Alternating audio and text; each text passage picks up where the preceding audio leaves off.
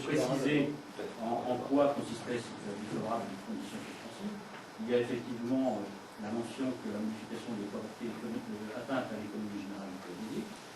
Il ne doit pas transformer le mode de fonctionnement du village qui est habituel dans le PADD. Il n'y a pas dans le PADD le fonctionnement bipolaire, comme je l'ai dit tout à l'heure. Ce n'est pas prévu. Il se trouve que par les dispositions qui avaient été prises dans le PLU, qui n'étaient pas forcément conformes d'ailleurs à ce PADD, il y avait un début d'installation bipolaire sur le village, mais ce n'était pas dans les annonces du PADD. Ensuite, il y a une mention qui dit les craintes des habitants du Chloé doivent être mieux prises en compte sans pour autant mettre en cause cette zone. Donc nous avons procédé à une modification après avoir écouté, entendu au cours d'une réunion les habitants de ce secteur, et ça a entraîné une modification de la zone qui était initialement prévue en AULAC pour en faire deux choses.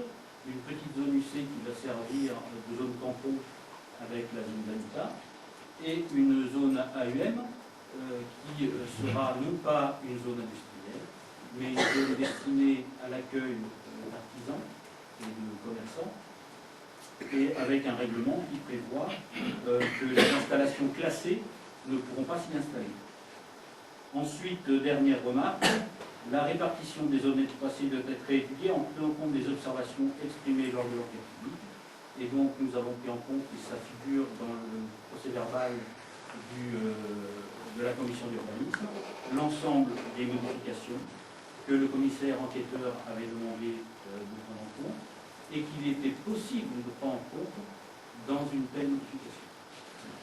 On voit très bien ce que dit le commissaire enquêteur. J'ai mis donc un avis favorable à cette première modification du PLU de Contignac sous les conditions suspensives suivantes. Cette modification ne doit pas porter atteinte à l'économie générale du PADD, contrairement à ce que vous avez dit. Le commissaire enquêteur ne dit pas « elle porte atteinte ». Elle ne doit pas. Donc effectivement, nous avons pris les précautions nécessaires pour que cette modification ne porte pas atteinte à l'économie générale du PADD. Elle ne doit donc pas transformer le mode de fonctionnement du village tel qu'il était prévu dans le PADD. C'est-à-dire le PADD prévoyait une dynamisation du centre-bourg et la construction d'un quartier au sud. Nous construisons le quartier au sud mais un peu plus haut. Et nous dynamisons le centre-bourg, ce que nous faisons bien réellement, effectivement. Et le PADD prévoyait 3000 habitants à l'horizon 2015 et non pas 2500 habitants de plus, comme le PLU l'avait installé dans son zonage actuel. Donc nous ramenons le PADD à sa logique, et tout ceci nous en sommes expliqués auprès de la Chambre d'agriculture et auprès de toutes les autres personnes publiques associées avec lesquelles nous avons dialogué. Les craintes des habitants du Chloé doivent être mieux prises en compte, nous l'avons fait. Et la répartition des zones N3C, nous l'avons fait, nous avons classé en N3C tout ce qui était demandé dans l'enquête publique et là où le commissaire enquêteur avait donné un avis favorable, sauf s'il s'agissait des espaces boisés classés ou de zones qu'on ne pouvait pas atteindre dans le cadre d'une modification. Donc on est à peu près dans les clous. Déduction, l'histoire du fonctionnement du polaire. En fait, c'est parce que dans le PADD, il est annoncé un certain nombre de choses, et dans le zonage par la suite, cette logique n'est pas respectée. Et ça, c'est pas le problème. Voilà. Le PLD, c'est le PADD. Donc on ne touche pas. Et lui, on ne doit pas le contredire. Non, il est contredit. C'est ce que dit le commissaire enquêteur. Bien sûr qu'on contredit. On ne touche pas au PADD, là, on touche au zonage, et on le remet plutôt en conformité avec le PADD. Si c'était le cas, le commissaire enquêteur ne dirait pas. Monsieur, vous n'avez pas la parole. Vous la demanderez tout à l'heure. Vous laisserez les gens répondre et prendre la parole un petit peu lors de ce conseil. Le Code de l'urbanisme indique que dans une modification, on ne doit pas porter atteinte à l'économie générale du PADD. Il n'est pas question de ne pas modifier le PADD, puisque c'est une modification. De ne pas modifier un certain nombre d'éléments. Il ne faut pas porter atteinte à l'économie générale. Là, nous dynamisons le centre-bourg, nous remettons le PADD dans sa logique de 3000 habitants à l'horizon 2015, et nous construisons le quartier sud. Que voulez-vous de plus?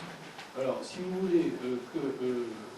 une instance, monsieur, laissez-moi terminer. Si vous voulez qu'une instance juridique essaie d'apprécier cela, eh bien, on fera un recours. Et on portera ça devant une instance juridique qui dira si on a ou non porté atteinte à l'économie générale du PADD. Qui veut prendre la parole? Alors, monsieur Isambard. Alors, quand il est écrit, je suis désolé si le public pouffe. Monsieur Isambard, n'invectivez pas le public. J'invective personne, mais j'aimerais parler sans être interrompu par le public. C'est à vous de faire la police. Donc si les conditions suspensives, s'il est écrit par le commissaire enquêteur qu'il y a des conditions suspensives, et je pense que je sais lire et comprendre les mots comme chacun d'entre nous sur cette table. Monsieur, allez droit au but et ne faites pas de C'est incroyable que je parenthèse. vous coupe toutes les 3 secondes. Je ne peux pas Allez finir droit une au phrase. but et ne faites pas de parenthèse comme ça. Je parle et je pense que quand je déverre un Vous faites propos, perdre du temps, ça comme fait à l'Assemblée une heure et demie. nationale, un parlementaire, quand il commence à prendre la parole, le président de séance, qui est quelqu'un de plus important que vous, je pense qu'il ne coupe pas la parole. Il Monsieur, veut que j'ai je la coupe ses police de propos. l'Assemblée, vous troublez l'ordre public, je vous exclus. Vous êtes exclu de ce conseil. Parce que je parle. Voilà. Donc maintenant, nous allons passer à la discussion pour le reste du sujet de cette modification du PLU. Qui veut intervenir? Bien, alors je vais vous demander s'il y a plus d'intervention, si vous souhaitez maintenant passer au vote. Je vais demander qui est contre, qui s'abstient. Je suis exclu, je ne peux pas voter. Je peux pas Monsieur, vous êtes exclu. Ah, merci. Monsieur. Bon, adopté à l'unanimité, je vous remercie. Alors maintenant, l'école de musique, dans la délibération 32, création d'une section.